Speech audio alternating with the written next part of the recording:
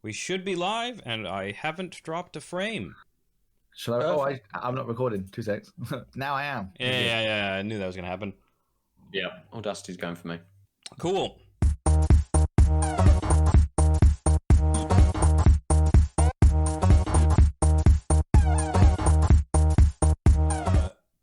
Hold on. I'm now on my dashboard on Twitch. Let's make sure it's not shitting the bed. Welcome to Not Shitting the Bed.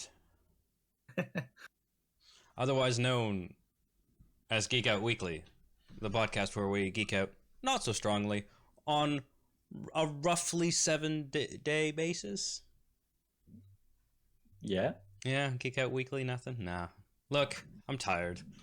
We've had some technical difficulties. I'm your host, Aadil.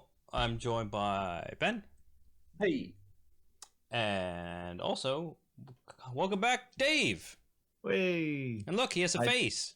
I do have a face. I have a camera. Cheap eBay camera. Woo! I mean, yeah, that's fair. I got a couple of those for free. For free. I reviewed a couple earlier in lockdown, and they were bad, and I said they were bad. But I gave you're Adam Thomas, former Out of Lives regular contributor, now occasional contributor. I just sent him a webcam in the post. He was like, "You don't have one. You've always said you wanted one. I don't need this." It's great. So you should have talked to me in the summer, is what I'm saying. I could have hooked you up with a cheap eBay camera for free. Well, all year, like last year, I had one that it was built into the screen. I've got a new screen now and just didn't buy one. So, yeah. It's fair. I am totally distracted by my quick crop job that didn't work, and so you can see a green bar on the right side of my screen, and it's driving me nuts. Yeah. Don't worry about it. So we're only 18 minutes late. Yeah, exactly. What are we talking about today? Thanks, Ben. I'm doing a really piss poor job of hosting. Yes, we're talking about WandaVision, part 3 of our WandaVision series, and by that I mean we talked about the pilot 2 episodes that were released together. And then we talked about episodes 3, 4, and 5. And so we're going to briefly speak around 6, 7, 8, and 9, but obviously that's a lot. And going to focus on the last 2 episodes, / basically what we thought the whole time, rather than worrying about the minutia of, in episode 6, I was astounded by this because no one remembers it. In fact, that's one of the things we're going to talk about near the end is the what it is to watch, especially in lockdown, a group watch weekly basis thing in the modern era. Because there's been a lot of complaints about WandaVision, which I think are about the way you watch it and have to talk about it rather than maybe what it is as a show. But anyway, let's first ask, just because we don't want to get bored with plot right away, but what generic broad brush overall impressions, Dave? Just did you like it, really? Yeah, I loved it. I thought it was brilliant. I don't know if it's because it's still so fresh, but at the moment it could be my favorite part of the MCU, to be honest. Oh, yeah, I know. Excellent. Yeah, I mean, I have problems with it. There are certain things, and we will get into that. It's not perfect, but for me it's pretty close. I absolutely loved it. Excellent, nice. How about you, Ben? I did enjoy it very much. It started slow for me, but I think it built up to something that I wanted to watch. I can't remember whether it was in our first or second chat about it. I'm saying it's not something we jump into straight away. It's kind of Friday evening rolls around, like, shall we watch it? Well, there's other stuff that we're kind of into. Whereas maybe these 4, we kind of got into it by that point. And it was right, it's out with the kids in bed. Let's sit down and watch it because This is what we've been looking forward to kind of today. Overall, very enjoyable. But like Dave, there are a few little nitpicky things I want to talk about. Awesome. Well, let's see what comes up when we talk about. Are you keeping your opinions on it secret, are you?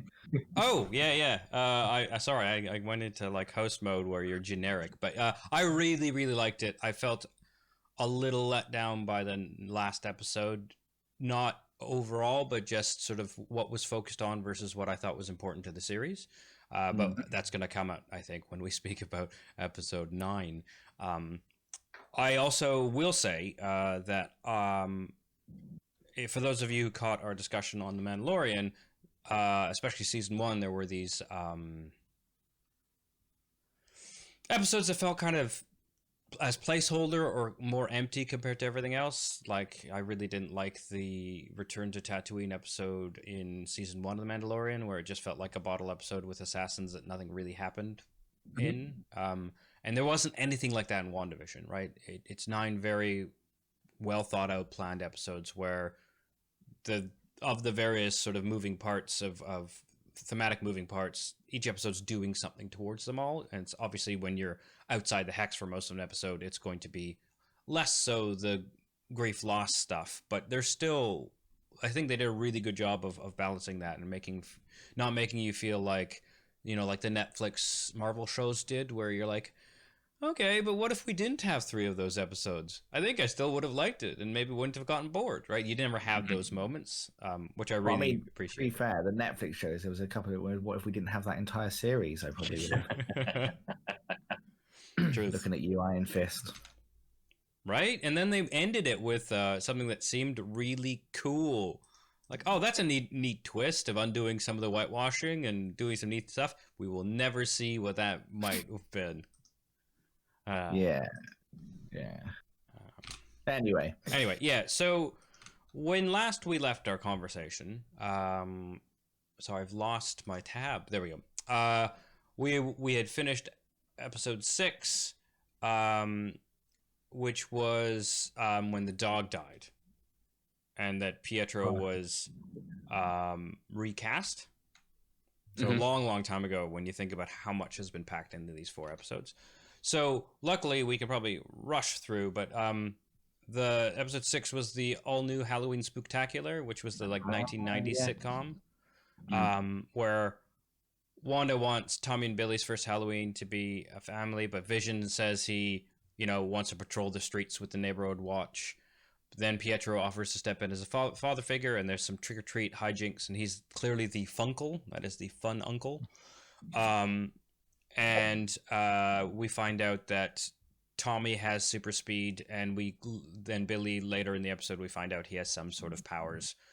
What Vision was doing, though, which I think is worth sort of touching on, was he was clearly has questioning the hex, and he goes as far as he can to the outskirts of town and sees that the townsfolk are being more like animatronics, right?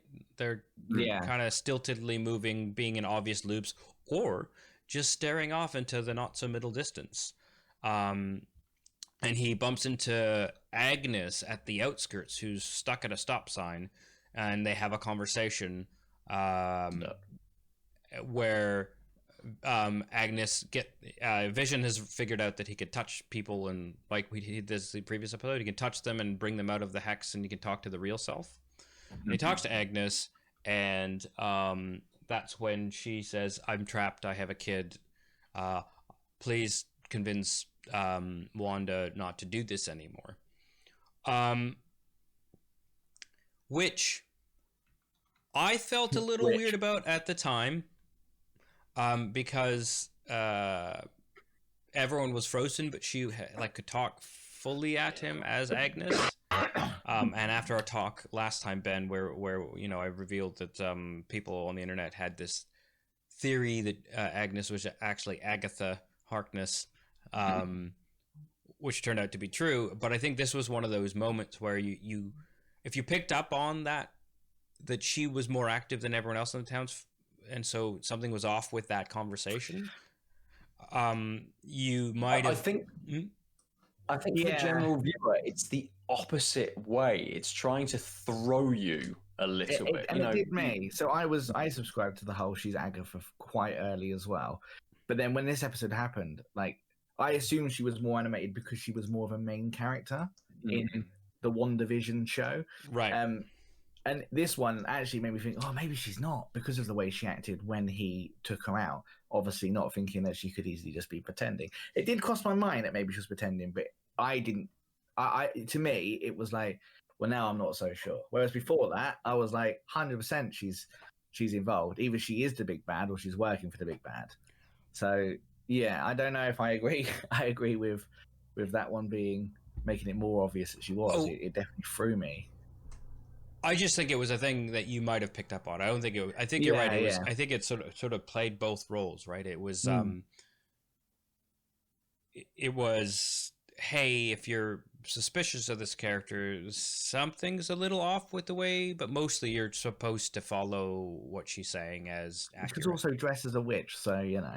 Yeah, that's what I mean. That's why I think there's just enough there that it's like I think the writers are smart enough to make it very subtly clear that this might be a red herring while still playing the role of a proper red herring and hoodwinking you. So then Vision realizes something's weird and tries to escape the hex and flies out, and you see Darcy outside watching him come out, and he basically disintegrates. And that was confusing. Because so I thought that scene was really well done because it wasn't clear whether he was unreanimating, like if his reanimation was dying, but then it was very clear that his body parts were all disappearing. I think for me that was kind of for me, and also I think for Vision, this is kind of an episode for him, which is the sort of the turning point, isn't it?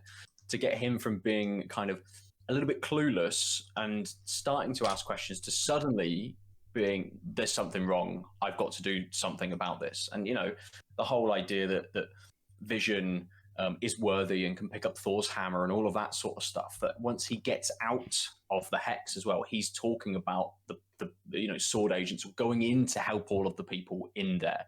So it gives us a little bit of sort of still who Vision is, but also then gives us a little bit of the other side about who Sword is, and seeing his whole body disintegrate. At least for me, I'm thinking maybe she didn't take his body and kind of reanimate it. Maybe this is something slightly different. So I think it's a good episode for a couple of little turning points in the way that the narrative sort of shifts, but also then for Vision as well to kind of go on his he's kind of a bit absent for the the next episode at least. So it's it's a bit of an odd one for Vision to have this kind of epiphany to show his character, but to then just be like, we'll deal with him a bit later, don't worry about it. I mean, that's sort of kind of what happens in the last episode too. I mean, in the end, I mean, because of the nature of the storyline about how it is about Wanda's loss, I think you're inevitably going to hit these moments where WandaVision is the one to show. Just because of the role Vision takes in the show, right? Which is, but it did. I mean, I'm gonna fast forward ahead. The way they deal with Vision in the end was kind of weird, given that it was the WandaVision show when we got a notion of Vision, and then they just never resolved it. But I'll gripe about that in a bit. That's just speaking to the idea that Vision's much more of a secondary primary character. Mm-hmm. And I think this is the moment where you're starting to see him. It's ironically, when he gets autonomy, he gets his own sort of path in the story, but that path immediately becomes secondary just because of the nature of what his autonomy means, which is not autonomy. Anyway, so let's jump to, unless you guys had other thoughts on 6, I think we should just barrel through 7. I mean, 6, I liked the sitcom part of 6, like the Malcolm Middle bit. I really enjoyed that. And the scenes where Vision did see people was really creepy, and I wanted more of that because it was a bit like it made me think of Get Out. When they're which I great. I wanted a bit more of that, maybe. But I did like this episode. It's a good episode. Yeah. Again, not a lot of fat in this series, but I also think it sort of if this was a episode by episode chat about the show, we would have had a whole hour to easily talk about this because easily. of so many questions were brought up in this episode. But of course, when you have the answers in hand post facto, and it is this like another one of those pivot points of the series where you're now realizing that like, okay, something weird is going on. We also learn about like what's his name, the director clearly wants Vision for ulterior motives in this episode. Like you get the sense that it's about tracking Vision, not about tracking Wanda. Yeah, setting him up as the weak villain that he becomes. Yeah, and so you get all these hints. It's clearly nothing like super big happens in the sense of like a major plot point because it's all sort of informational rollout, and we're at the stage where a lot of it is just more questions than answers. But again, this is what makes it a good episode. So then we jump to the Malcolm in the Middle episode, the mid to late 2000 settings, breaking the fourth wall. So Wanda decides to have a day to herself, and Agnes offers to babysit Tommy and Billy. Wanda sees various parts of Agnes of her own house constantly changing and is unable to control them. Oh, right. So this is the thing I missed in the recap. So as Vision is dying, and Billy is somehow connected to him through his powers, he sort of reveals, "Oh, something's wrong with Dad," and that's when Wanda realizes that Vision's outside the hex and dying, and so her response is to increase the hex by like another kilometer on each angle of footprint. So it's like multiple square miles. I just said miles after kilometers. Look, I've lived in too many places now. But like, yeah, so she's clearly overextending her powers because this is way more effort because that's how geometric progression works. And she basically captures Vision back in the new hex footprint, but also half of the sword encampment, and that becomes a circus in a rather hilarious fashion.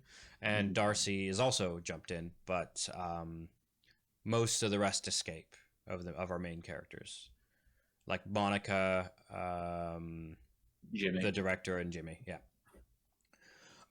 So now we jump in and we see the results of sort of pushing your powers. Wanda sees various parts of her house constantly changing and can't control them. Vision wakes up to find the sword agents inside the boundary are now members of the circus. He bumps into Darcy, who he recognizes from when his brief seconds outside, and releases her with his magic touch.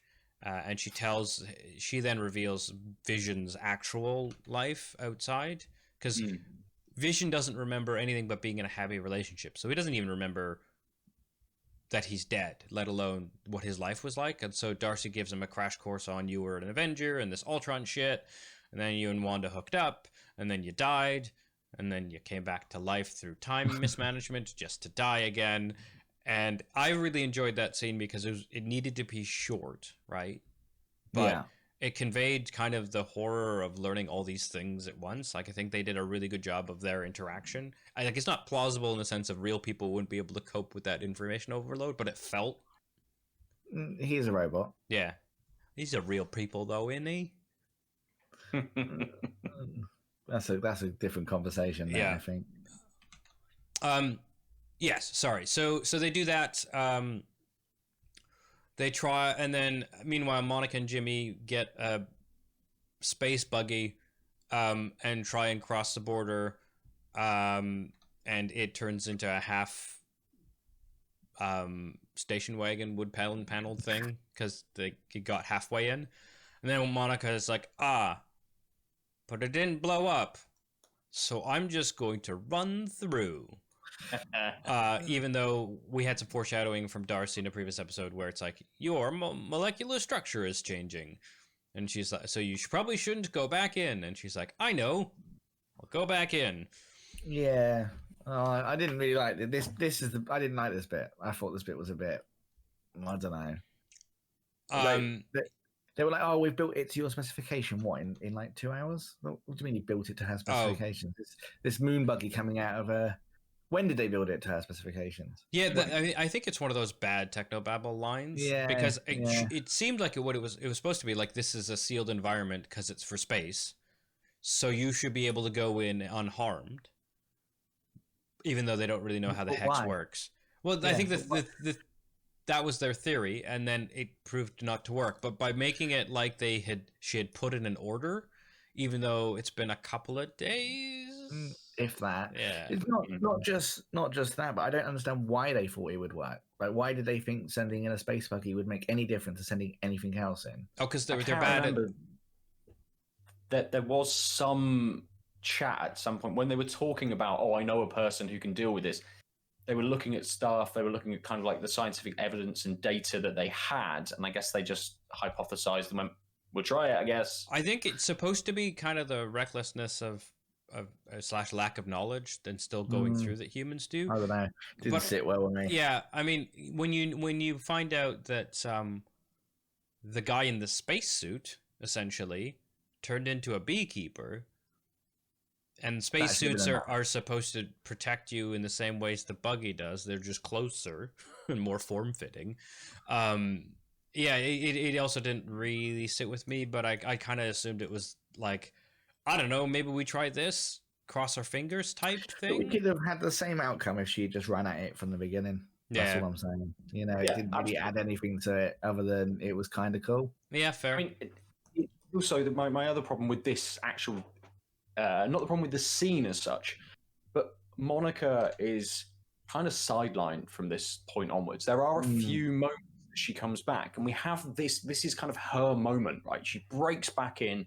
We understand that it's affected her, and then suddenly she is at least or resembling her character in the comics, which was at one point called Captain Marvel and has been a few other kind of names afterwards.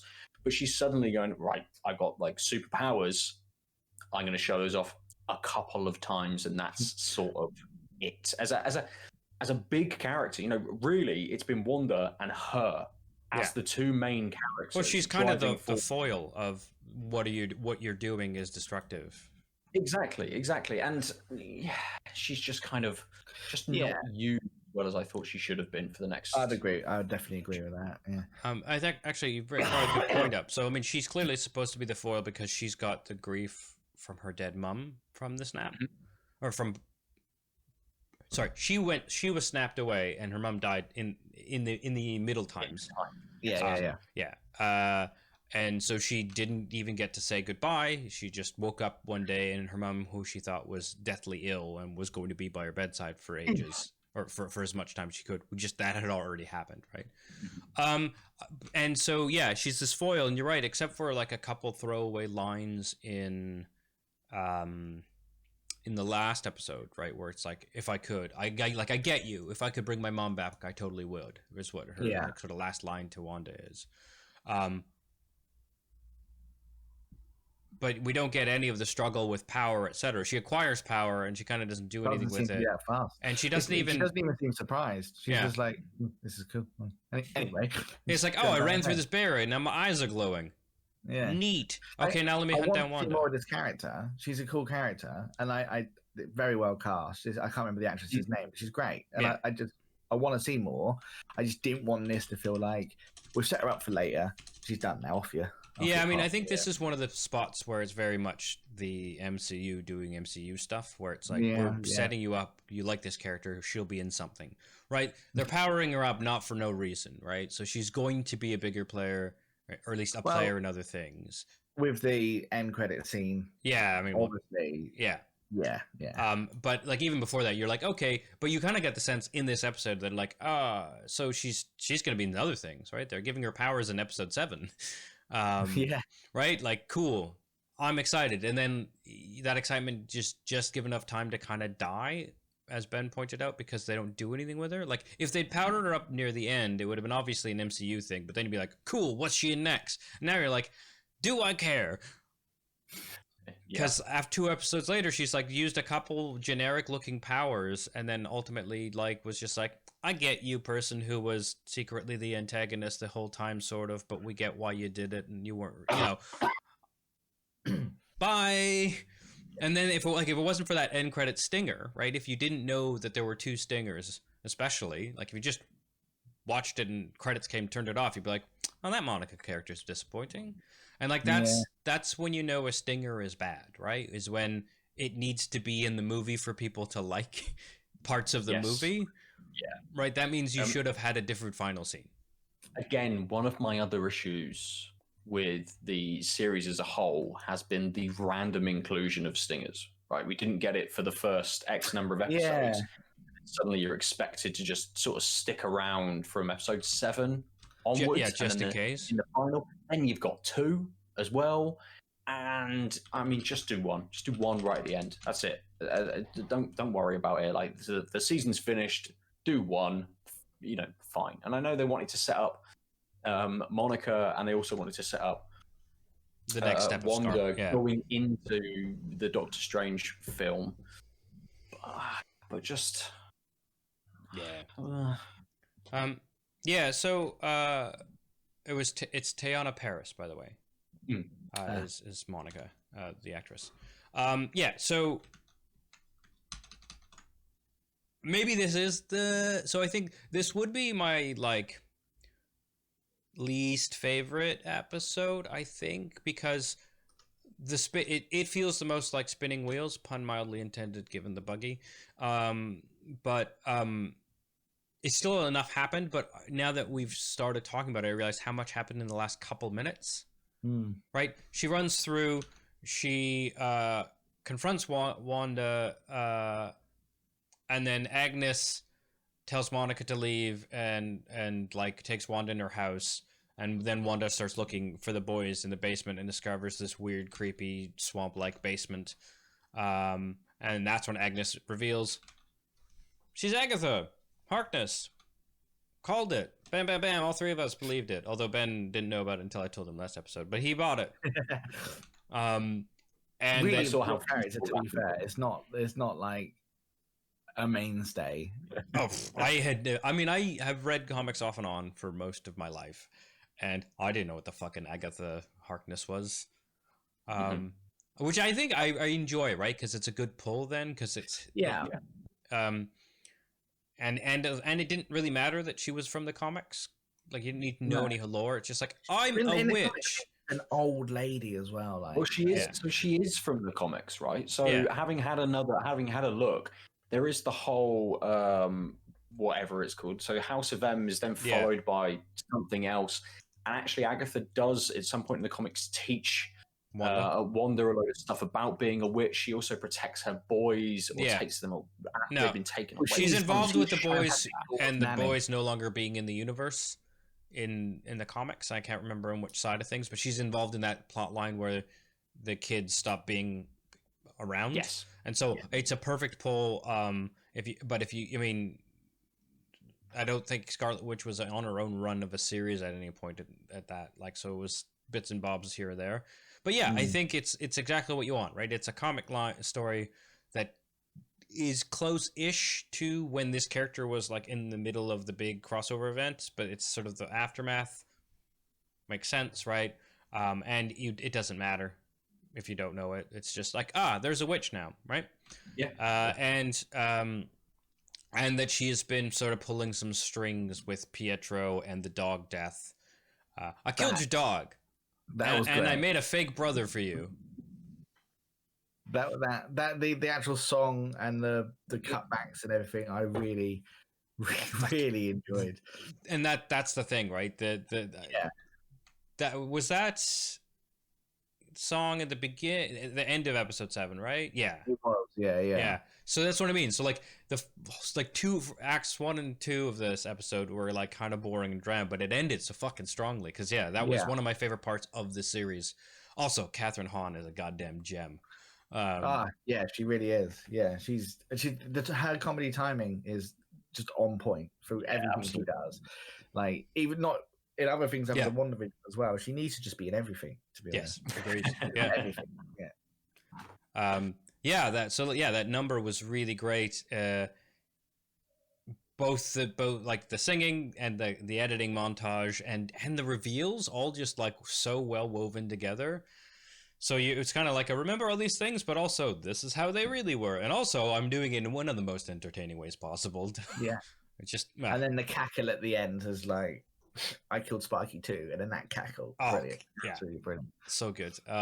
Yeah, so that was episode 7. Just, oh, there's a bad. If you didn't know, there's a bad, and it's not Wanda, like the director, I can't remember his name. The director wants you to think, right? Sword director. Yeah, Sword Boy. Good old Sword Boy. Hannigan? Yeah. Is it Hannigan? Hannaford? Hannerton? Yeah, I mean, that sort of proves. Hayward. Yeah. Director Hayward. I was so off, but I got. I mean, you got the H and the A, and I got Sword Boy. So he was, I mean, like I said, just a weak character. But we're gonna get to that in the last episode with one of my nitpicks. Yeah, and you know what it is, I'm sure.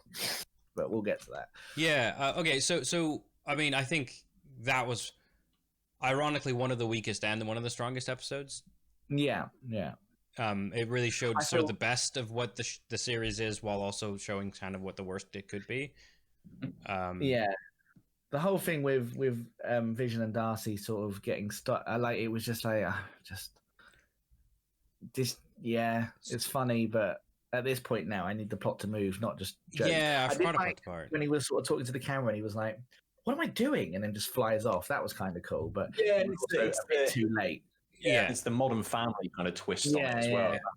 It's a 2000s sitcom where they're kind of, they talk to the camera. Yeah, so it's the Office, right? Yeah. But you're right, it doesn't quite work because I think partly because the comedy put urgency in the back seat. They're both like, we need to fucking deal with this.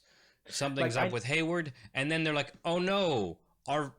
It's a field, it's 4 fields and an intersection, right, of 2 roads, and they're like in this food truck, and they're like, oh no, someone's put a pylon in front of us.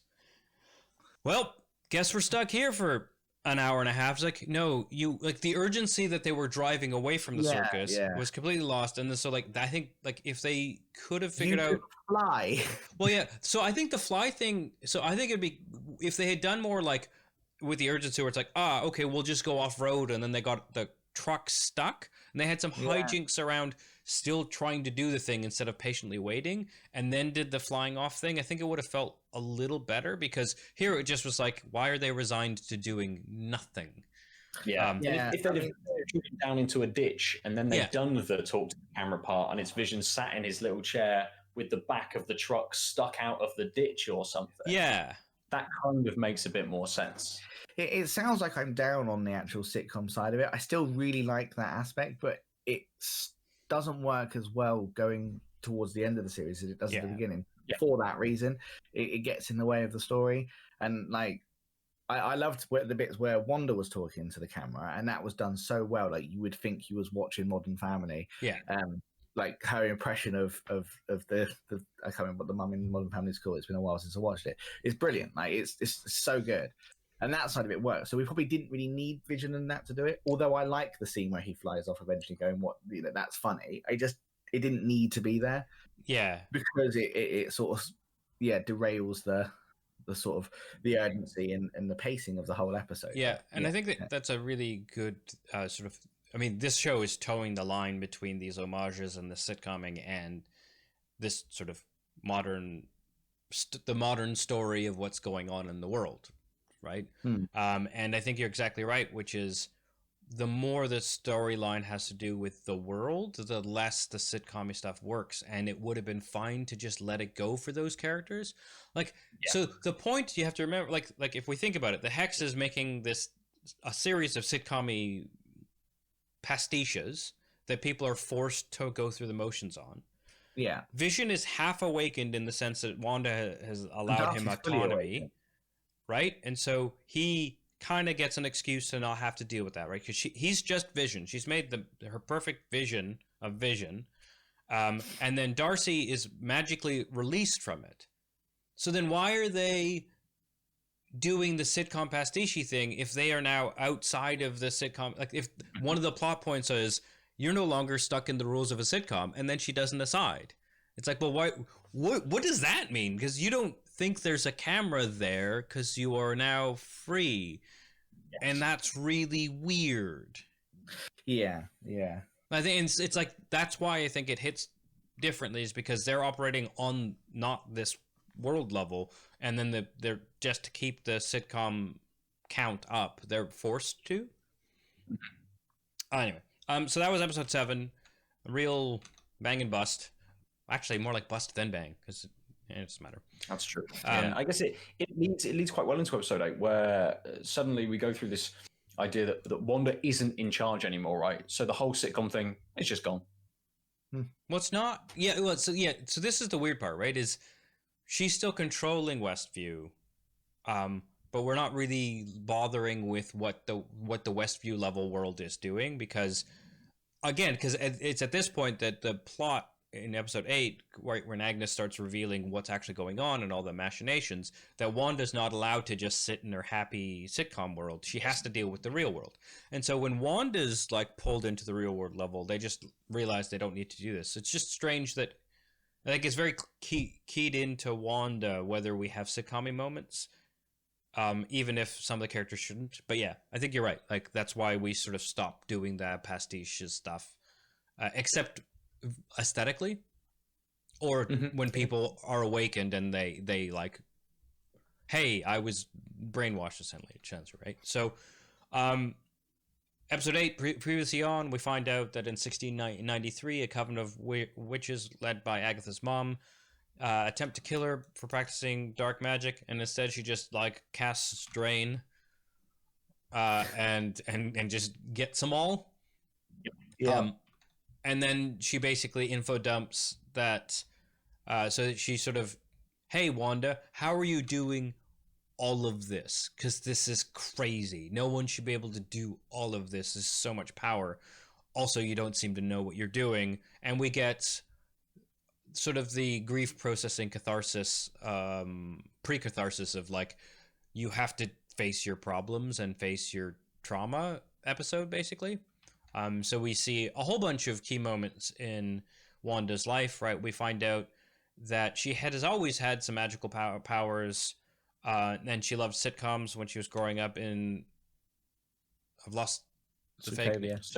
Yeah, I was like... My brain was like, Slovenia. I'm like, no, real place. Slovakia, no, real place. Sokovia, there we go. Sokovia is real. Yeah, as real as the vision is a man. Yeah, it's just really well hidden. Yeah. So she, we see that she loved watching sitcoms, particularly, and then her town gets bombed by a Stark missile. And then she does her first chaos magic, which is basically resetting things. So her and her brother are in a little bit of a bubble, and that this bomb is secretly a dud, essentially. She just basically casts, this won't go off, and doesn't realize it. And then they're protected until they're found like a couple days later or something. And then we find out she, as we knew from other things, but never really saw her past, that they joined a resistance, and because they were talented kids, she got weird testing, and that's when she first hit the Mind Stone. And it like surged power into her. So basically amplifies her already chaos magicked persona, which I thought was a really good way of dealing with how they had to avoid mutants. Yeah. Giving her powers, but also explaining why she's like, she's doing a mini House of M type thing in Westview. I thought it was a really good way of, because power is sort of, the power level of most people in the universe is pretty low unless they are Infinity Stone affected.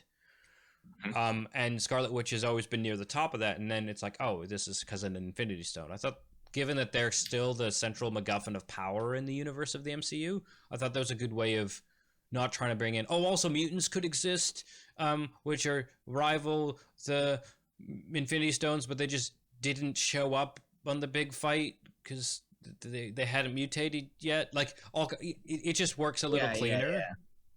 Yeah, you would also assume that through these experiments, that's how Pietro got his super speed, right, through the Mind Stone. But he wasn't quite as affected as Wanda was, because at least in this storyline, she already had that kind of openness, I suppose, to magic, to chaos magic specifically. Yeah, although I think Pietro might have just been a mutant and she was a mutant. Like, I think they were born with powers, and then her powers just are of the same type category as the Mind Stone. They could have just done a little line in the flashback and just been like, "Oh, I won some races at school today. Oh, Pietro, you're always winning running races."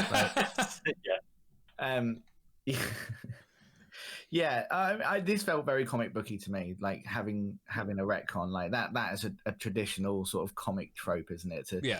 There's a bit of a backstory you didn't know that kind of makes sense, but it will be fine. So yeah, I actually quite like that. I also like the nod to Stark being a warmonger at the time. Yeah. Right? It's a Stark brand missile that's not he launched it, but he sold it to someone. So obviously we had heard this story in Age of Ultron. Yeah. So to see it was kind of cool. Yeah. I did that, yeah. Because it could have just been a missile. They didn't need to hire someone to stencil on with white spray paint Stark. Well, that's why, but in Age of Ultron, that is why they have such a vendetta against Stark, because of that missile. So yeah, I like, that throwback was kind of cool. And then the last flashback is that she goes to visit Sword to recover the body, and this is where we learn that Hayward kind of fibbed to everyone, because he said she stormed in and stole the body of Vision, and then and Vision wanted to be buried, and so that's why they think she's bad. And then we find out that she goes, and the worst thing she does is sort of break through a security door that they're about to buzzer in, and then like they clearly. Oh, and then she smashes the windows. That's right. Yeah. So she's clearly like very emotionally charged in these moments. She's not hurting anyone. She's trying to get to Vision quicker. And then the scene, the security cam footage that Hayward had shared earlier, is like a smash cut of those scenes of her lashing out by crashing through a window, cracking open some doors, and then crying at Vision, which is not in the flashback. And Hayward tells her the story that she can't take Vision because someone might dig up his body, and his wish was to be dismantled and never. So he, an Ultron can't happen again. But also it's $500 million of vibranium, and so they're gonna keep it. And then I was like, wait, but wouldn't that $500 million of vibranium be Tony's property that you're just stealing? I can't remember who bankrolled Vision's body. I mean, Sword, it is their job to recover weaponry, isn't it? But like that when he's like, we are dismantling it, but we also are keeping $500 million of vibranium. I'm like, those are two different issues, motherfucker. Yeah. It depends who's what was in Tony's will, really, wasn't it? Like, does Pepper get it? Does Morgan get it? Yeah. Anyway, I didn't really think of that. The government, innit? So we find out that Hayward's clearly not all that he's cracked up to be. So then the last thing we see is she goes to this lot in Westview, and it's empty. And she has this letter. She opens it up, and it's the deed to this empty, broken lot, where Vision's like, this is where our forever will be, or something like that. Sorry, I didn't copy down the line. But it's clearly this, like, right before the big fight, Vision had bought some property so they could just live in a small town and be happy. Which, when you think about it, it's like, boy, Vision, you don't get that would never really happened. No, where did Vision get money from? He sold his toenail clippings. It was about $1 million worth of vibranium. Well, I've always just assumed because he is this high-powered AI. I just thought he's been Bitcoin mining. Just on the side. At night time. Like instead of everyone else goes to sleep, he's like, all right, I'm just going to mine some Bitcoin. I mean, not even in the background. It's not even at night. So it's just a background process. Oh, I like that. It's like do androids dream of mining Bitcoin? Yeah. An update of Philip K. Dick. So it's really sweet, and then you see that, like, and you see all the pain on her. Like, I think this is such a tremendous moment for Elizabeth Olsen, because you have to convey this surge of grief while also going through physical motions that they're going to CGI later. Like she like that like 3.5 seconds of her standing in the lot before she like starts building the house and the hex sort of starts being made and then she continues is just like she really sold the like intense, powerful emotion. She's a phenomenal actress, I think. She's so good. And like, because she done the grief bit in Age of Ultron again when Pietro dies, and she does the this is like that times 10, and it works so well. Yeah, like, that scene I found really, you know, I didn't cry, but it was a very much of a whew, that was a bit of a like it hit you in the empathy sensors. Emotion. Yeah, definitely. And then we find out that she just made Vision from nothing. Just made a vision. Hey, grief Vision. And so well done though. Oh yeah. Like the whole the way they animated it and how he comes. Oh, it's just really, really, really cool scene. Yeah, they definitely thought a lot about how to convey that he was being stitched together from nothingness. There was no, oh, well, how did that happen? You knew what was going on. Yeah. In this weird thing that no one has ever seen before. And you can't relate to anything in real life. So. Yeah. And so that's when Agatha is like, that shit be chaos magic, yo! That's real dangerous! You're probably the Scarlet Witch. And the Scarlet Witch is gonna kill everybody! That like I immediately thought of that line in Family Guy, you know, when they say the line of the TV show and everyone, and he's like, "How they said it?" Yeah, it is like that with that. I don't care. It really touched my nerd side. Oh, fully. Massively. Yeah. My wife on the other hand, she was like, "Oh, I can't believe they said that." Yeah, and so she's like, "Oh, you're the Scarlet Witch," and then we sort of cut the episode, and then there is a mid-credit scene. Which is Hayward saying, "Oh, I know. The thing that we hadn't figured out is how to power it because of the Mind Stone, which we don't have. But what if we just had some chaos magic lying around? Luckily, we have this non-exploded bomb. We're gonna put." No, it was the drone. It was the drone. Oh, drone. Sorry, yeah. Sorry, but like, luckily we have this thing that just has chaos magic in it, and we just put it in our chaos magic transversal machine. We push a button, and this machine can pull chaos magic from one object to another in a very comic booky thing that I liked, but still laughed at. If that makes sense? It's like, that's dumb, and you're like, oh, but that is comic books. It's like, all right, Sword just has chaos magic extraction machine. But how hard would it have been? They just put him on a stretcher and just rammed him at the wall, and it was the hex that brought him back. I mean, that would have been real cool. The machinery, and then he could get up on the other side and be like, oh, that was weird. I'm White Vision. Yeah. But, hey. So we get alt-right Vision. He's literally just the Vision's body, and he's all white.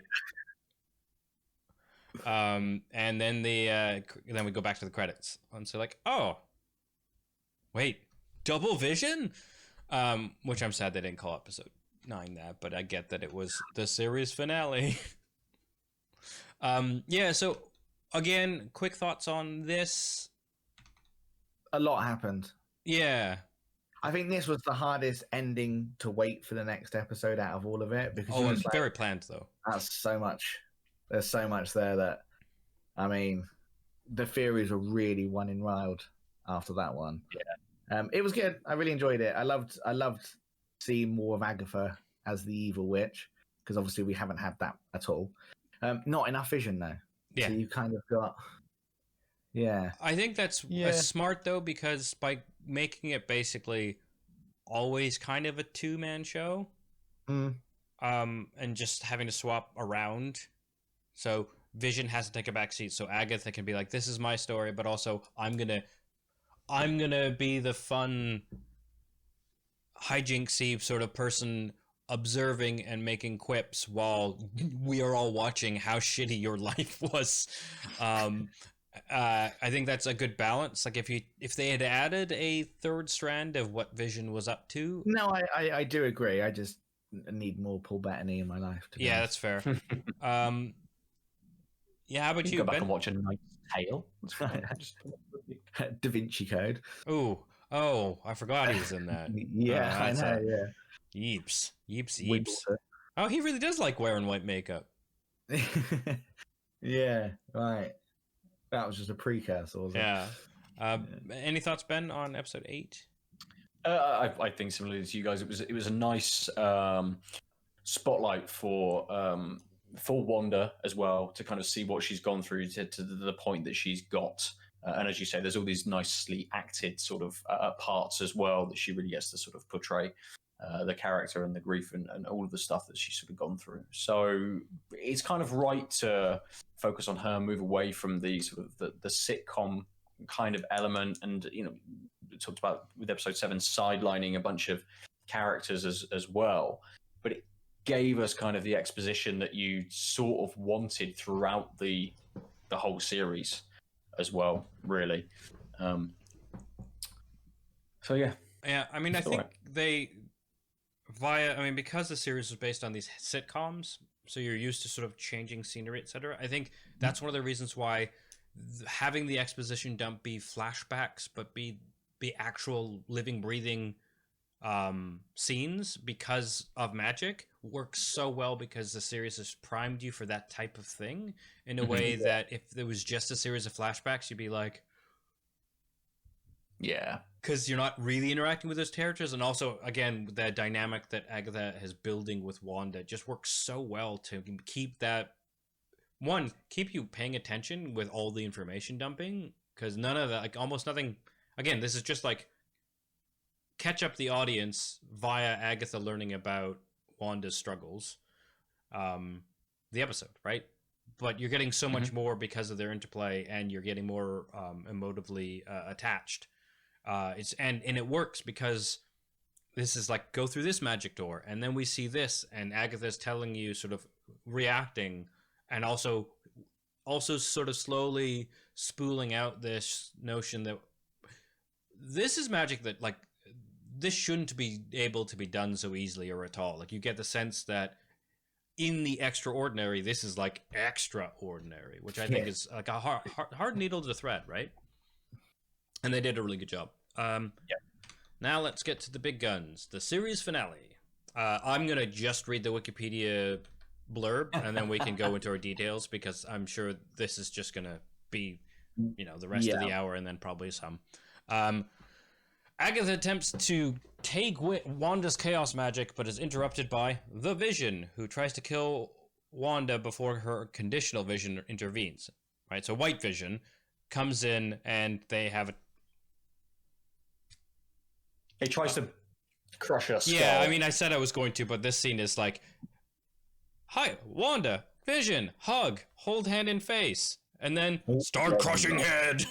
And it was like, Jesus, they're really just going straight to I will kill you, which was really good. I'm very surprised, though, that, we talk about sort of like the power of a Vision, that he could have very much surprised her and just popped her head. Yeah, I mean, yeah. So, yeah, there's no way once he started crushing her head, because it was surprised. Yeah, like, you're right. So then we have Vision fight throughout Westview. Meanwhile, Agatha is in full witch form. We didn't talk about it, but she held the kids hostage at one point in the previous episode. So she then sort of frees the residents of Westview from Wanda's control in the middle of the town square, and they all just sort of start telling her how awful it is to be there, and that the best line that really, I think, really punched home how awful their lives must be was, we have your dreams. If you've ever had grief and had those, like, an awful grief-ridden nightmare, just the idea of living someone else's extreme grief without being able to stop it is just harrowing. And they said, like, there's two different lines of sort of emotion to that, and those were just like, ugh, to me. It was awful. So they plead with her, and she finally says she figures out how bad this has been, opens the barrier, basically like a crack in the barrier, and they all start running to try and get to the barrier, and then Hayward and his forces start driving to get in the barrier. And then as the longer the barriers open, the more the twins and Vision start to disintegrate. And Agatha reveals that because she made them and the Hex together, they're integrally tied. If the Hex goes, the kids and Vision go, and vice versa. And so, well, probably maybe not vice versa. Maybe you could just kill a kid and the Hex wouldn't collapse. I shot a kid. Sorry, I'm going back to Die Hard now. So she then she then stops because she doesn't want to kill them, but the sword have already entered. Meanwhile, Monica figures out how to free Pietro, who's just some actor named Ralph Boner. And then they then shows up to help the confrontation between the kids and the soldiers, because basically we've got Vision v Vision, Wanda v Agnes / Agatha, and then the kids will take care of the big bad sword boys, and they kind of do. They freeze them and steal their weapons. Then Monica shows up to also do that stuff.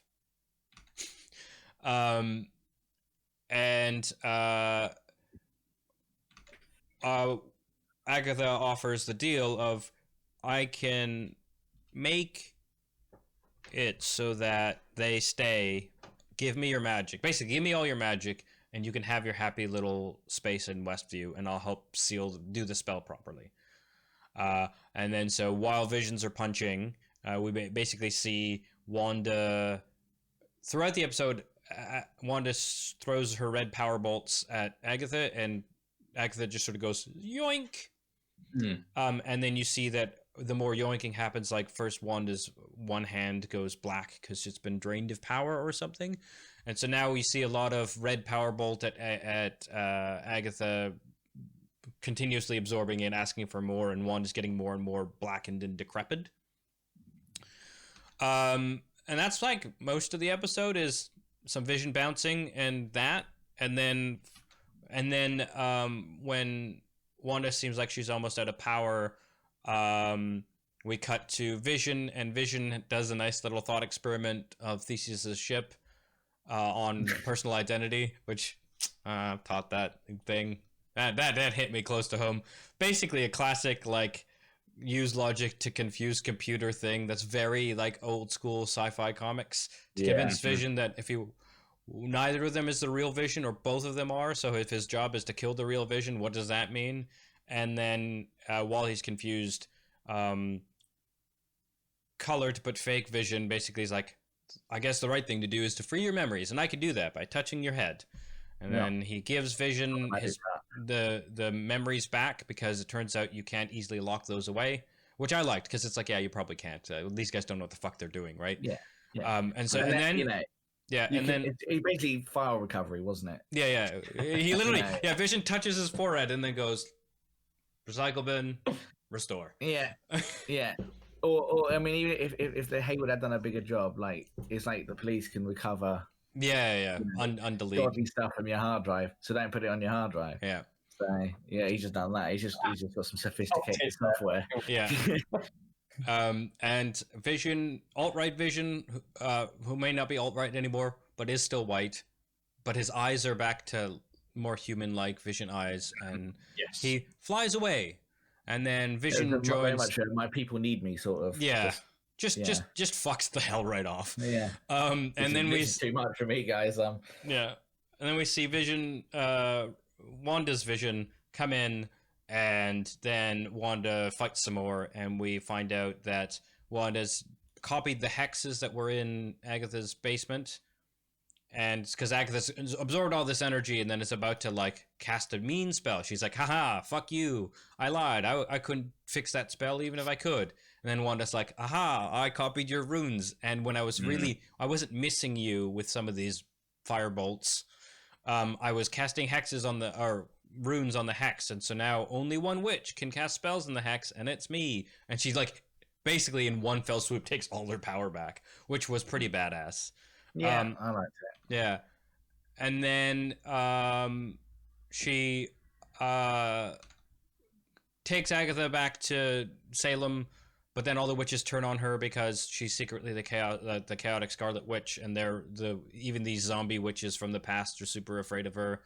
So then she comes back, she's fine, and she traps Agatha in Westview as the role of Agnes, which is real cruel, real cruel. Learn what that means, yeah. Yeah, and sort of goes through those things, and they have this exchange of, but you need to know the things I know because you're the Scarlet Witch. You will need to know. And then she's like, I know, if I need you, I know where to find you. Like, you're not going anywhere. You are tethered to this place as not even a full-fledged human being, as just the side character nosy neighbor. And then like that. Yeah, and then basically she starts collapsing the hex and has a very heartwarming, tearful goodbye with her kids, and then Vision as the hex collapses inward into the house. So they have this very like good night and goodbye kids, without telling the kids that they're about to never have existed, basically. And then I mean it, yeah, and then we had 2 stinger scenes. But I think it's a good time to talk about their goodbye now rather than finishing the stinger scene stuff, because I thought it was really well done. I didn't write down the exact lines, but the like Vision's like, I just have one question, because he's this like clearly autonomous but made from nothing as a mirror image of someone thing, and he's like, what am I? And then she's basically like, you're like my grief and my love, and you're all my memories of the love of my life, and you represent all the love I still have for this person who isn't around. You're literally my everything. I've poured all of these things, not just memories and not just the way I want Vision to be, but also all the love I have for him, which I think this was really powerful, and it really sold it. In like I got a little goosebumpy just remembering the scene. It was good. I loved the line when we've said goodbye before, so it stands to reason we'll say hello again. I thought that was really good, really nice. It was a bit weird the way they did the kids though. I thought that was kind of okay. Get to bed, guys. Night. I mean, one of them kind of sees the future, so he's like, yeah, it's not looking good for us. Yeah. Really, I've seen what's coming, and you best go to sleep, mate. Yeah. Well, I guess they wanted to have that scene between Wanda and Vision. Rather than it being they could have done it in a different way and had the 4 of them sat on the sofa, gone back to that kind of like sitcom-y element and stuck the 4 of them sort of on the sofa, and brought the sort of the hex in. But like a Simpsons couch gag, it's maybe a little bit different, and you wouldn't have quite had that moment between Vision and Wanda as well. Yeah, and it does make sense to do it that way. It was such a great scene; it was worth having. But I just felt bad for the kids. That was all. Yeah, I mean, I think the idea is that like often parents try and protect their kids from the truth. Yeah, of course. Yeah. So I think that was the idea of like, we're gonna say we love you, and we're gonna let you go to bed. Yeah. But you're right; it doesn't really make sense, especially because like, well, if the kids didn't fall asleep right away in that 5 minutes, and they're just gonna watch each other disintegrate as they're by themselves alone in the room. Yeah. But yeah, it is what it is, but it was worth it. I saw you make a face, Dave, when Aadil mentioned Ralph Boner, and it's a bit of an odd one. They wanted obviously to bring back Evan Peters for the shock sort of value, but it kind of comes to nothing in terms of the whole theorizing about the X-Men and all that sort of stuff. It's a meta red herring. Yeah, absolutely. But it did get me thinking that is this a world or a universe? Obviously, the snap has been reversed and all that sort of stuff. So actually, if he is a human, exists in that world as someone completely different, does everyone? So is there a Hugh Jackman somewhere, not Hugh Jackman, doing non-Hugh Jackman stuff? Am I within this universe as some random sort of... I mean, it allows you to have as many extras as you could possibly get. No, what I didn't like was just the Boner joke itself. I thought that was just a bit too, like, we did. No, I understand what you're saying. And we also remember as well that the reason I keep wanting to call him Asian Jim from The Office, but Jimmy Woo. Yeah. The reason he wanted to go to Westview in the first place was because there's someone there that's under witness protection, and it Yes. could well be, Yeah. Evan Peters, Mr. Boner, whatever. But yeah, that is where I found my disappointment, probably my own fault, because I was expecting a lot more to come of this. I thought we were going to get more of the multiverse sort of tying into it, because we know that that's where it's going next with Doctor Strange too. But also, we know the X-Men are making their way back as well. You can't cast one of the most famous X-Men actors, because he is, in a film when we know the X-Men are coming down the line, and then not have it be related to the X-Men when you've got a multiverse coming. It doesn't. I don't know. I just expected more from that. Yeah, I think that sort of stumbles upon the bit I wanted to talk about, which there's a good article I think I shared with Ben, but maybe not you, Dave, about the Easter egg sort of problem-solving comic book movie watching approach that, like, a lot of nerds were disappointed because this wasn't doing a lot of mystery. This wasn't a mystery solving show, but it had these red herrings and these hints, etc. That I think that particular thing that we were just talking about is kind of the like, is this the overall MCU production staff put this meta red herring in because it'll get people thinking about the multiverse and X-Men coming down the line, all these things we've said, in a way that is actually distracting from the core notion of this particular work not needing that extra stuff? Because actually this is really great, and this show was phenomenal in all kinds of ways, but it also did play that role, and that wasn't super effective because of these things, and sometimes like actually distracting. Like, I want my Easter eggs to be Agnes wearing Agatha's little brooch. I don't want my Easter eggs being this actor from this thing that tells me, aha, so someone pulled him from a different multiverse, because I know multiverses are coming down the line and X-Men is coming line. Like, that's distracting when it's like, I'm fine with red herrings, but when the red herring is done based on trying to solve all the interconnections of the works, like this meta level of knowing about the MCU, I find those the most jarring. Right? Yeah. It's not just, Captain America existed in this universe, so having Cap's shield in the background in Iron Man 1 is a neat Easter egg that says maybe there's a Captain America film coming on, but also just Captain America exists and it was a vibranium shield. It makes sense for Tony to have that, and you find the Easter egg and you're fine. Now the Easter eggs are becoming so specifically tailored to knowing about MCU and MCU Part 2 that I think I can see why people are let down when these tethers aren't ever picked up again. Like, absolutely. And I don't want these shows personally to be this type of mystery solving thing, because that's why people are super crazy about spoilers, right? That's why these people won't listen to this episode, because we started with talking about episode 6 3 weeks after it happened, and that's way too late to give a shit about episode 6, because it's all about like being part of the discourse and the churn and the tweets, etc. And all the speculation I found really fun. But if I was only getting the speculation out of this series, I would have probably been disappointed.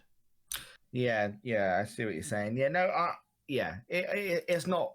It hasn't ruined it for me at all. I just, I don't know if it needed to be there, if it wasn't going to actually lead to anything other than a dick joke. Yeah, personally. Yeah. And again, there is that underlying element of Jimmy going to see someone in witness protection. So there's still a bit of sort of openness. And if you're going to put someone in witness protection, you're absolutely going to give them a dick joke name. Yep. Well, but that's it. Witness protection people occasionally get to, at least Hollywood would have understand that they get to pick their own name. So why wouldn't Stoner kid in his 20s, early 30s pick something ridiculous? And that like kind of work with the character we know him from in the X-Men universe, to be fair. So anyway, that's not. So, but what was fuel for the Easter egg problem-solving squad was the not one, but 2 stingers. And the first stinger was Monica being part of the wrap-up. Oh, yeah, so Hayward gets his comeuppance, Darcy. So this was... I wish Darcy just wasn't in the episode, kind of, because her just showing up to smash her circus truck into Hayward's truck, trapping him in the truck so he could get arrested was like such a throwaway waste of the Why did he character. come out and shoot the kids? Parker just blasted him or something. Yeah. Just What's he getting arrested for? And why did he try and shoot kids? I don't get it. I mean, he's getting arrested for trying to shoot He came out of his kids. car. He came out of his car and just started shooting at the kids. Like, what? Oh, so Did he Monica even could know show who that they she were? can phase through bullets or whatever. Yeah, but that's fine. I'm okay with that. But yeah, I why just- I'm not does it have to okay be? with this government official who's worked his way up over the years deciding that in this split second I'm going to kill these 2 kids? Like, Yeah, I mean, I also enjoy how the kids had stopped and frozen all of the other people and taken their or done whatever with their guns and stuff. But the Not woman him. who was sat in the car with Hayward, she's just in there. So when he decides to f off, he just left her. Yeah. She's probably in the car screaming at him like, where are you going? Why are you leaving Yeah. me? well, so it turns out because he's a kid, he could only freeze non-named characters. yeah, Yeah. basically. But yeah, so it was so unnecessary. he it he was so was like almost a red herring of a big bad because he was just a mediocre question bad. Like he was clearly bad. He was trying to Sword wanted to exploit Vision, obviously. And you could have had all of that. You could have had all of that and not have that last scene. Yeah. When he realized he stood no chance, he didn't need to come out and start firing at the kids. He could have just been like, fuck this, I'm off. And left. And that'd be it. Yeah. Like, he didn't need to start shooting at kids. Like, Yeah, it was. Yeah. It also didn't. To go back to Ben's earlier point, it barely acknowledged that Monica had powers in a way that was more frustrating than like I would have rather. The kids were just like, Mom and Dad are fighting in the air, and they froze all the guys chasing them, and Monica's like. I don't know, like, let's go hide in this bunker, or doesn't show up at all. And that's it, because none of this mattered. Her powers were just, like, Nah. cool CGI stuff, and it's, like, again, set up for Monica being somewhere else. Hayward was Yeah, it's just- unnecessarily, like, Batman's, I'm gonna, like, Batman villain from his origin story. You won't give me pearls, I'll shoot Phase you. 1 villain. Like, he became. Marvel always had a problem with villains in the early days where the villains were just not very well thought out. Yeah. And their motives weren't very clear. It was just all a bit like, I'm bad because I'm bad. And that's Yeah. what we had here. We could have easily had him being arrested at the end for stealing Vision's body. Yeah. But Exactly. Well, and so I thought yeah. that's what the arrest was supposed to be about. It possibly was. Yeah. We're not. He's just arrested, isn't he? It was just glossed over as don't forget about him. He's going to prison. Anyway. Yeah. I mean, and again, another element where it's like, right, bring back Jimmy. We need to see a little bit of him. Bring back Darcy. We need to see her again. Bring back Monica to set her then up for this thing. Before you move on to things, I do have to go. I've got a meeting in like 2 minutes. Oh, shit. So I will just say, I actually thought episode 9 was one of the weakest episodes of the whole series. Before fair enough. I mean, I agree, but I agree because I think they were trying to appease too many people. Absolutely, It it should have been long. became standard MCU fighting tropey sort of elements, didn't it? In the recap, we could easily not have talked about any of those fight scenes except for the one where Wanda swaps power back and forth because they didn't matter. Vision Vision was just like CGI blobfest. Yeah. I mean, a lot of this is to set up other things, and that's just going back to what we were saying earlier. It's Marvel doing MCU stuff, Yeah. that affects the overall story, like setting up another Vision so that we can still have Paul Bettany, which I'm Yeah. on board for. Yeah. But that's what that was for. But Setting up Monica for Yeah. whatever she's doing next, setting up the kids to But come back in. If yeah, I mean, so that was my problem with Vision never showing up again. It's like Vision Oh yeah. was programmed, deceived, got all his memories back, so knows that he at least has an attachment to Wanda. Also, Yeah. something's going on with other Vision who helped him out, and Wanda, and all the people he has interacted with, and he just apparently left the Hex. But Vision, in all his wisdom, would know that he needs to say and have his goodbye with that Vision. So Yes. But also, he unlocked his memories. Not his feelings. He didn't unlock his experience of being in the Hex. Yeah, but I'm just saying So he has there's a memories little of bit clearly having an attachment to Wanda. So I just feel it's weird between Hayward and Wanda both being there. Mm-hmm.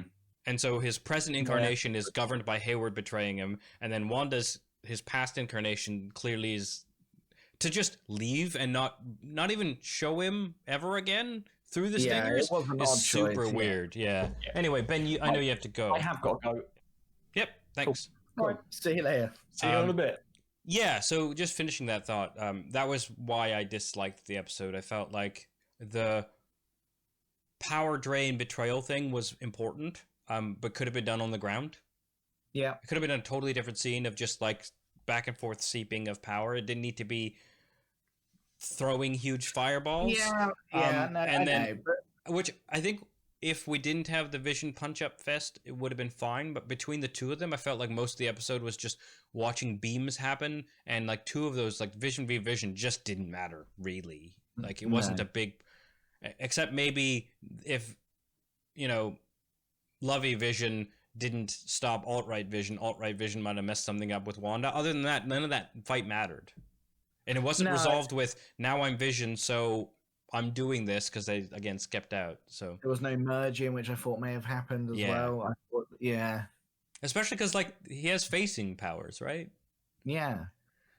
I mean, we again the White Vision is pulled from a previous comic as well. It's not one I'm familiar with really, but yeah, it's I don't know. I don't like the design either. No, not really. I mean, that's why I jokingly call him alt-right Vision. Obviously, there's nothing alt-right about it. But I mean, he can change his appearance. So I think he needs to change his appearance pretty quickly. Like, I thought that was what he was going to do instead of just his eyes. But I guess they wanted to make it clear that he's a separate one, and he's leaving. Yeah. And so not getting confused with which one. But again, I think it was weird that he left. So yeah, I mean, Vision fight didn't really matter. Hayward's comeuppance was fine, but he kind of didn't need to. Yeah, I think you're right. It's just like this weakness of being bad for bad's sake at the right time.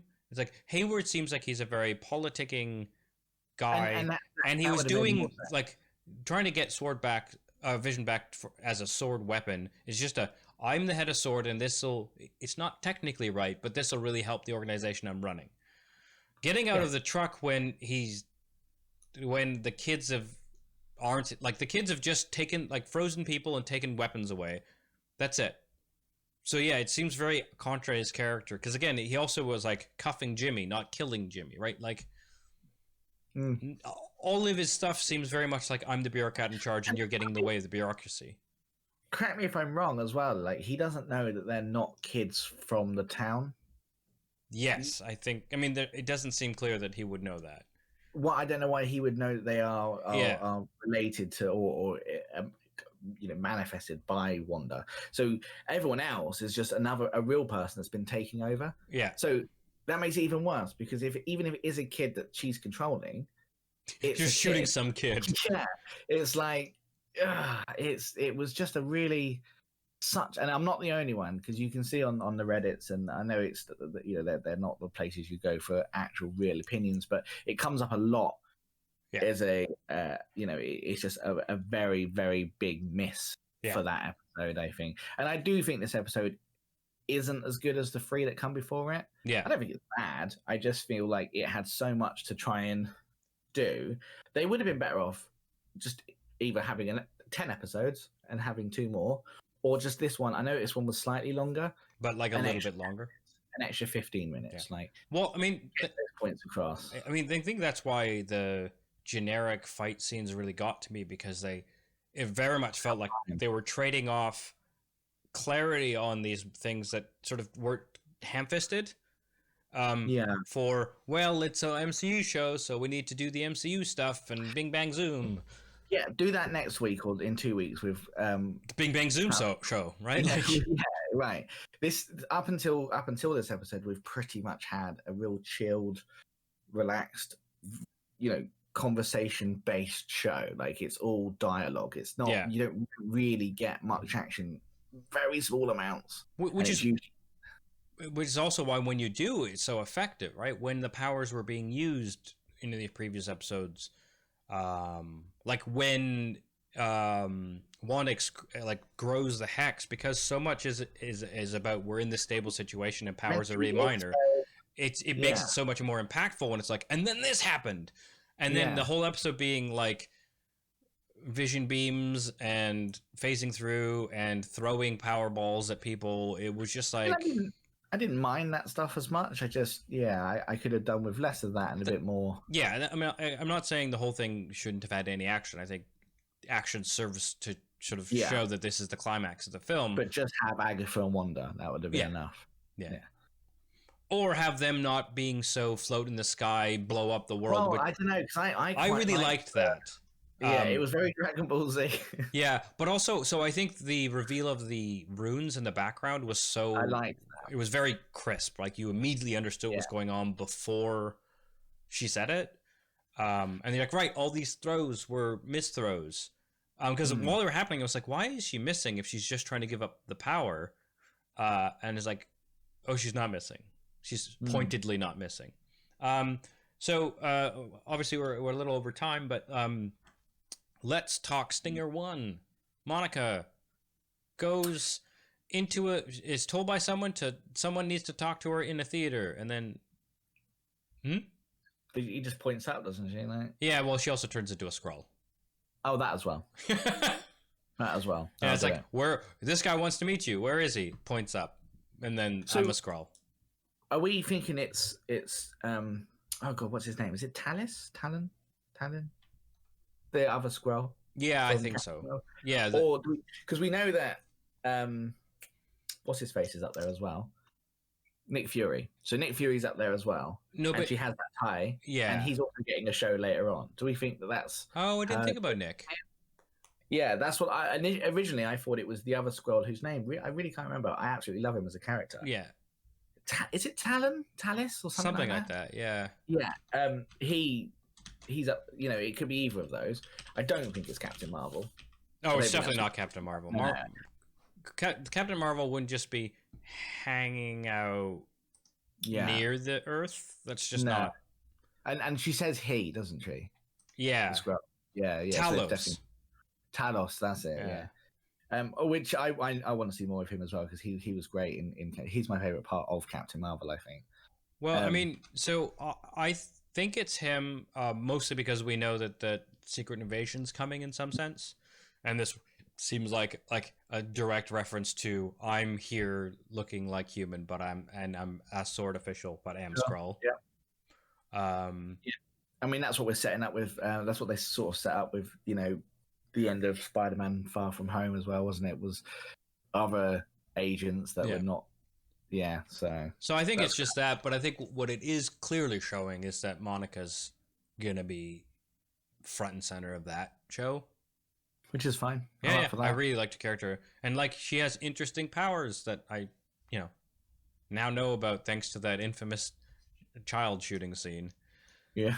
I mean, so it's one of those things where you can tell it's still Marvel because like there's a line I liked, right? So when she like blocks the bullets but one misses, and then the kid's like, nope, and then they all fall down together, and he's like, nice powers. She's like, you too. It's like, oh yeah, that's Marvel. That's vintage Marvel quip. But also, yeah. I don't know. It is a difficult one because you can't make it too non-Marvel because then you're stepping out of what people are watching these shows for. Yeah. So I liked that scene, actually. I thought that scene was quite good. Yeah, like you said, it's just how the bullets started, because they could easily have had before he managed like have the shooting happen and then protection and then the freezing and getting rid of the guns. Like you reorder it and then it's just the generic soldiers doing generic soldier things, right? Yeah. Or something. But yeah. So I think, then we end with the last Stinger scene. Yeah, which I'm still a bit confused about as to what is actually happening. Yeah, so let's just describe it. We zoom into a cabin in Alaska, essentially. Awesome. Cool. Yeah, I mean, or Siberia, depending on if it's like I'm closer to Sokovia, but I just the Yukon, right? Like the north. The wintry north, and it's like clearly on their own. Yeah, and it's Wanda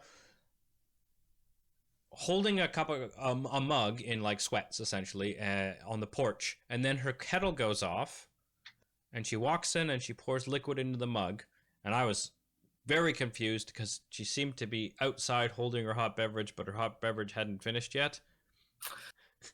Oh yeah, it really threw me for a loop. I'm like, why is she holding the mug if the kettle's just going off now? Yeah. But I didn't even yeah. click. Yeah. Then it pans through the cabin and you see full Scarlet Witch in her full Scarlet Witch getup. Chaos magic floating in the air, and she's leafing through the Book of the Dead or whatever. Dark Hold it's called, isn't it? Sorry, yeah, Agatha's book that she had. But that has cropped up in Agents of S.H.I.E.L.D. and a few other shows which aren't canon now, so I don't know if that's I didn't know that. Yeah, okay. Yeah, it's the big bad book, basically. Okay, and from the Hell Dimension, which, I mean, everyone obviously knows about we all thought Mephisto was coming in some form in this, and I still think they are setting him up to be the big bad, to be the next Thanos. Yeah, so I think, like, based on Doctor Strange being the key, and Mephisto being a very big part in the Doctor Strange universe, but also in that scene with Agatha in her past, she's accused of, like, dealing with some dark person when she shouldn't have. Yeah, and she's that's clearly who it is. Yeah, and so I think so I think the Scarlet Witch is going to follow the same path of the book. Well, this is where I'm not so sure about that scene. So at first I thought she was just doing the astral reading that Doctor Strange does. She's drinking a coffee whilst also reading, which doesn't make sense, because, like, if you're going to do two separate things, have one of the things both be productive, or just do one of them. Like, it's like, is the coffee really getting in the way of flipping a page? Because you're flipping the page not with your hands. Yeah. So like in Doctor Strange, he's sleeping and reading at the same time, so he's getting his refreshing sleep that he needs to function and reading. This, she's reading but also having a cup of coffee, so it's kind of a waste. Like do that and watch telly, or do something else, like just sitting on the steps. I mean, sometimes someone else said that maybe that's not what's going on. There is the Scarlet Witch and her almost two separate, almost like the Dark Phoenix from the X-Men universe. Is there something else going on now? Because I do think that we are going to see her as a kind of villain almost. I think that's what WandaVision's kind of been setting up, is her as, obviously had a bit of a traumatic life. And is that a part of that? Is there going to be a part of her now that, as it starts getting into that dark magic, becomes more of a villain? And is she separate almost to Wanda now? I mean, I don't know how. I mean, I've seen the scene once. I haven't really gone back and rewatched it. I thought it was an interesting theory, but it could just be, as we said earlier, it could just be us wanting more. I think it's just supposed to be Doctor Strange style reading, and let's be honest, sometimes you just need to stare off into the middle distance with a coffee. I mean, that's basically been 2020 and 2021 for me. But I what I think is going to happen is the book is going to tell her she can, like, bring Vision back, and so she's going to try and and possibly the kids, depending on if they had souls. Like, I think it's going to cause her to look into things, and that's where Mephisto's going to pull her strings, and she's going to be like Act 1 big bad via just doing the standard, I just want to fix this thing, and like the same sort of trap she fell in here, but still not noticing it's the same moves of you just have to learn to let go, which I hope I'm wrong, because I think it would be so much more powerful for WandaVision if this was her processing her grief and realizing she has to move on. Like, that's what the show wants you to feel like, right? You don't know, you don't tell me I know who I am. That line that she does against Agatha is really powerful. But then if she's still not letting go, it doesn't work. Yeah, I know what you're saying, and it is different. But because we hear Billy and Tommy at the end, it does. I do think that is probably where we're gonna go. Yeah, I think so too. Maybe she's got over the grief of Vision, which is pointless because there's another Vision out there. Actually, it would be really interesting if it was, so she got over the grief of Vision. She thought the kids were just sort of facsimiles, but actually because it's chaos magic, she made them. They just couldn't live in their bodies, so their souls or whatever. 'Cause, you know, Marvel has this notion of souls. Yeah, I didn't think about that. Yeah, so then it's like a rescue thing rather than a grief thing. Potentially, yeah. I mean, there is. I mean, I've never really been into Wanda as a character until now. That's one thing this show has done, is made me care about Wanda and care about Vision so much. Now, if I watch Endgame now, I'm gonna like Vision's death the first time in Endgame and Infinity War even. You know, I don't feel like as a character he was very well explored in the movies because we didn't have enough time and there was too many of the characters. Now, though, they are two of my favorites. I would say they're definitely up there for me. So it's going to have more impact. But because I've never had that interest in those characters, I've not really read any of the comics. But I might be wrong, but Mephisto is involved in her getting her kids in the comic. Yeah, and that's she Agatha's involved as well. So it very much looks like that's what we're going to be seeing next. Yeah, is in some way she does a deal with him because he is their devil. He's the Marvel version of the devil. He lives in the hell dimension, and he makes deals like our fictional devil does. Yeah. So and sometimes he's part of a retcon, like say Spider-Man, that's really shitty. It's still bitter. Like a million years later. Okay, it was like 10 years ago. They used Spider-Man sacrificed his unborn child and his relationship for MJ so that his aunt would live in a way that was just awful. Yeah. I never read. I've heard. Yeah. Well, no. Get out. Yeah. One thing I meant to bring up earlier when we were talking about casting Evan Peters is that they've done the same thing in Far From Home, didn't they? We had J.K. Simmons back. Right. As the same character. So it's weird that we then get... Again, it's like, are we setting up a multiverse or are you just doing your cameos? Because I can't deal with both. You can't have both.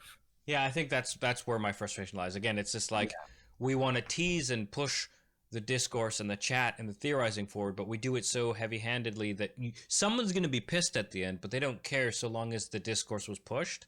Like, I guess it feels more bad faithy when it's this bait and switch. Yeah, definitely. And a boner joke. Yeah, you really didn't like that boner joke, did you? No, I just felt it was really cheap. But overall, like, I'm glad it was weekly as well, which I wasn't saying in the beginning. Yeah, I mean, that was one of the things I was going to talk about, but obviously we've run out of time. But just like, so part of that whole discourse pushing, Easter egg finding thing is that it's weekly and people struggled with that. But I think ultimately, for a show that has twists, etc., that does have these mini cliffhangers and is about trying to figure it out, whether just for it had more impact. Yeah, it's always gonna have more impact, right? Versus because one of the things is you wouldn't have sat on episode 6 for a week and thought about and theorized. You would have just hit play on episode 7, and like our chat about episode 6 was pretty quick because it was an episode that was setting up questions. Yeah. So if you binge watch the whole thing, you're like, those are interesting questions, and then you're like, now I know the answer. I'm not going to talk about the question episode ever with someone, right? Sure. But even earlier than that, with episode 1 and 2 coming out at the same time, and they were almost standalone, weren't they? There was the character sort of breaking character. Yeah. And then we had the third episode, and it was again. And, like, you know, I know my wife struggled with the first couple of episodes because she's never seen... I've seen just out of life reruns as a kid, but you know, she's never seen I Love Lucy, she's never seen Bewitched and so on, so she didn't even have that to go by. So when the rug was then pulled out in episode 4 and the big reveal happened of what was actually going on, that worked so much better than if we just watched, you know, 1, 2, 3 and then 4.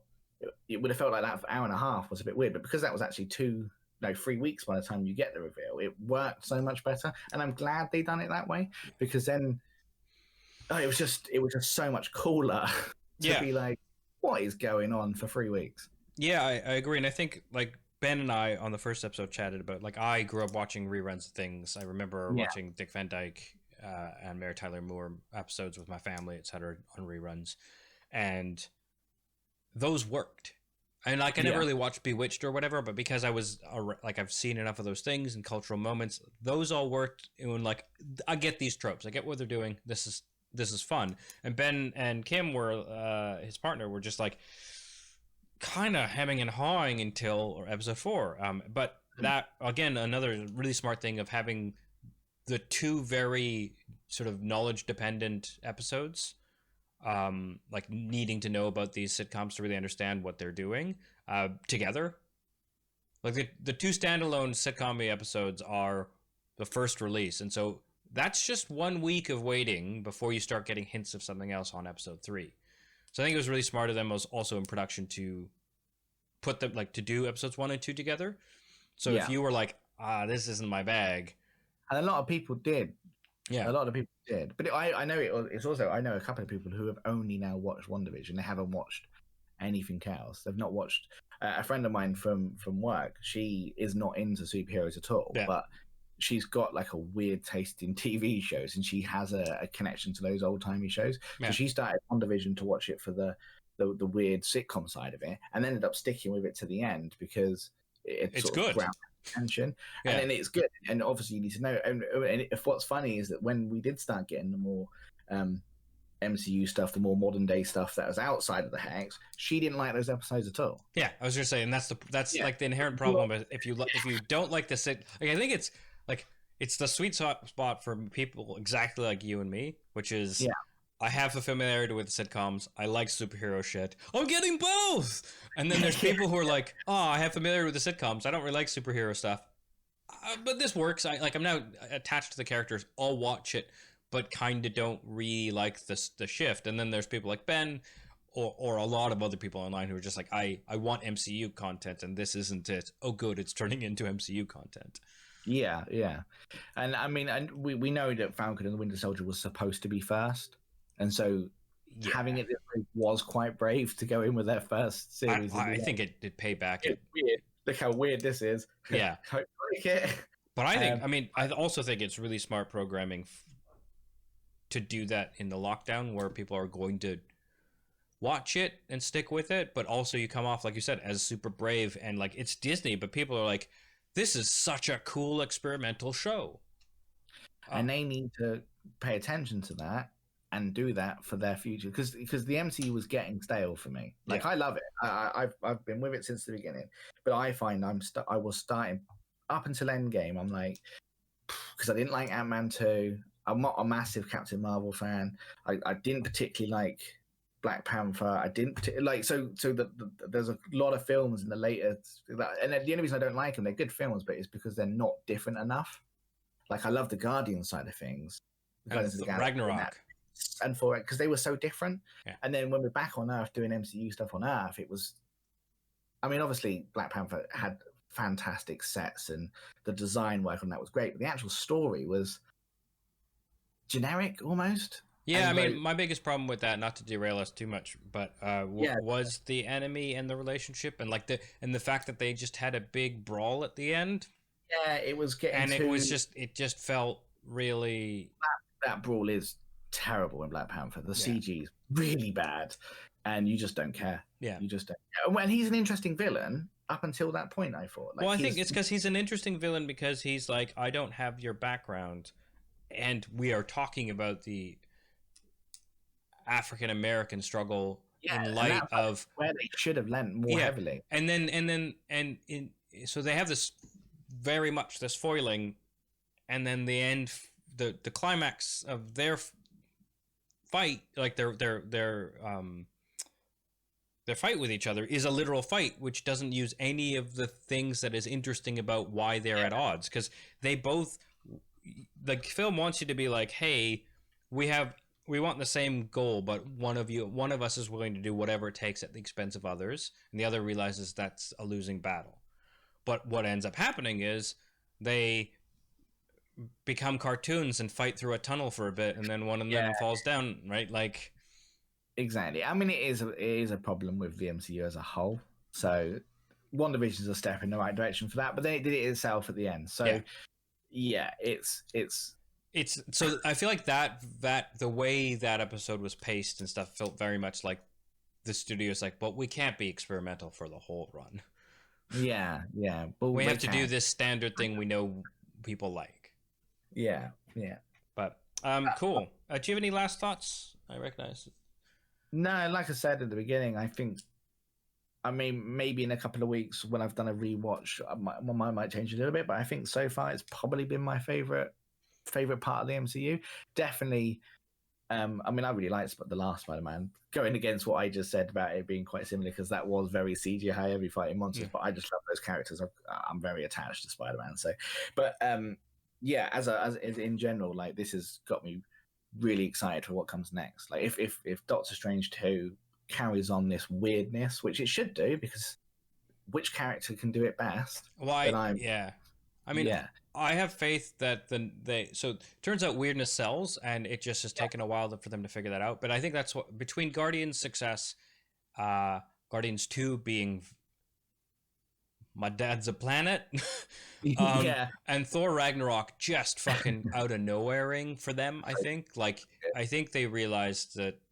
My worry then was like, it's all going to be quippy stuff, but I think they've realized that the weird sells, not just the comedy. Yeah, having it so based on heavily on grief, like, it really worked. It was so emotional in some places, which for the MCU is it doesn't always hit those points very well. So, and it nailed it on this. Yeah, it's got me more interested in the TV shows as a whole as well. Because when they first said we're going to be doing TV shows, I was like, hasn't worked very well. I mean, the key is it's Marvel Studios TV shows and not ABC Family's Agents of S.H.I.E.L.D. And which I don't mind Agents of S.H.I.E.L.D. It's just there was a lot of filler. Yeah, there was a lot of crap. I mean, that's the problem with a 22 episode a year thing, right? Yeah, do it. Do 9. Yeah. Do 10. Do the British way. On everything. You don't need 22 episodes of anything. Even Breaking Bad suffered from that. When it was the shorter series, it was more concise, and when they started adding more episodes, it got bloated. And that is a problem with American television in general. So yeah, keep it short. Because Falcon and the Winter Soldier is 6 episodes an hour long. Yeah. So nice and solid. Let's see how that does. Yeah, exactly. So I'm on the same page as you. I'm super interested. When they announced Doctor Strange 2 was going to be the sort of kickoff of the new phase, or post Endgame, movie dumb, I was like, wow, that's weird. And now I'm like, oh, I hope it is as weird as I thought. Like, it's also the way that Marvel has differentiated itself from the DCEU with comic books are weird and they do weird batshit stuff. And people have loved comic books for a long time because of this. Ergo, don't run away from what makes this successful in your adaptation. Right? You still have to adapt it to be what's good for movies or TV shows, but you shouldn't run away from the core thing, right? Anyway, so yeah, I'm looking forward to it. Also, Winter Soldier. I hope it's kind of a generic action buddy cop thing. I want it to be light and procedural. The film as a TV show. I'll be happy with that. Fair. Yeah. Excellent. Well, we've lost Ben, but you can catch us every week here at noonish on Twitch for this show, which you can also rate, review, etc. on your podcaster of choice if you listen to it. I play games on Tuesdays. First Looks Tuesdays. I just play a new game that's out. And then we record Tanked Up at 8 here on Twitch as well, but you can catch that on podcasters of choice. It's a podcast all about craft beer and video games. You can reach us. Ben and I play a game together on Let's Play Together Wednesdays at noon, and Radari plays Insomnia Fridays at 10:30. That's the Twitch stuff. Go to outoflives.net for all your VODs, podcasts, articles, etc. We're all at outoflives.net. I'm at the Omniarch. How do people reach you, Dave? I'm at the Meaty Fishman, but I don't really check Twitter, so don't bother. Fair enough. To be honest. Do you have a recommendation of a thing people should check out then? Falcon and the Winter Soldier. Nice. I've literally, as you know, just been returning to the Division 2. So Division 2, right, yeah. Doing at the minute is just Division 2. I mean, if you can grab it on sale, like, for the amount of content that's in there, I picked it up for about 15 quid with the expansion, and I'm on like nearly 60 hours. There's so much left to do. So yeah, cool. Definitely, it's Ubisoft. Yeah, I have the PS4 version, but I played like maybe 10 hours. And don't have the expansion because it was when it first launched. Yeah. Cool. Oh, right. And Ben's at Nova_47 on all of the things. But that's been us. Thanks again for joining us, Dave. Glad we could see your happy face again. Yeah. Sorry for the coughing. It's fine. Tried to cough away, but it's definitely picked it up on the mic. So you're going to be enjoying that lungful of phlegm, I guess. Oh, what a good way to end the show. Yeah, enjoy that lungful of phlegm. I've been Aadil. Ben was Ben. Dave was Dave. Thanks. Bye. Yeah. Bye. www.outoflives.net